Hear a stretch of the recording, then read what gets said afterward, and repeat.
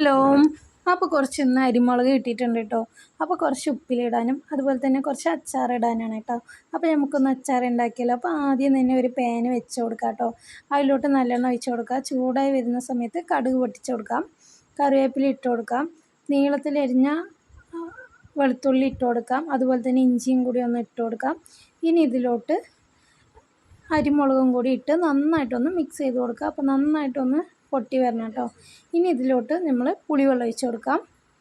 ചൂടുവെള്ളം ഒഴിച്ച് കുറച്ച് പുളി സോക്ക് ചെയ്ത് അത് നന്നായിട്ടൊന്ന് പിഴിഞ്ഞൊഴിക്കണം കേട്ടോ. ഇനി കാശ്മീരി മുളക് പൊടി ഇട്ട് കൊടുക്കാം.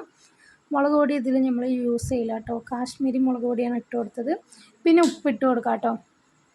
പിന്നെ ഉലുവപ്പൊടിയും അതുപോലെ തന്നെ കായപ്പൊടിയും ഇട്ട് കൊടുക്കുക. എന്നിട്ട് നന്നായിട്ടൊന്ന് മിക്സ് ചെയ്ത് കൊടുക്കുക. നന്നായിട്ടൊന്ന് തിളക്കട്ടെ കേട്ടോ. അപ്പോൾ അടിപൊളി ടേസ്റ്റാണ് കേട്ടോ. ഈ അച്ചാറുണ്ടെങ്കിൽ നമുക്ക് ഒരു പ്ലേറ്റ് ചോറ് കാലിയാവുന്നത് അറിയില്ല കേട്ടോ. അത്രയ്ക്ക് ടേസ്റ്റാണ്. അപ്പോൾ മസ്റ്റായിട്ട് എല്ലാവരും ഒന്ന് ട്രൈ ചെയ്ത് നോക്കാം. അപ്പോൾ ഇതിന് നന്നായിട്ട് തിളച്ച് വന്നിട്ടുണ്ട്. അപ്പോൾ കുറച്ച് കടുക് പൊടിയും കൂടി നമുക്ക് ഇട്ട് കൊടുക്കാം. അപ്പോൾ എന്നിട്ട് നന്നായിട്ടൊന്ന് മിക്സ് ചെയ്ത് കൊടുക്കാവേ.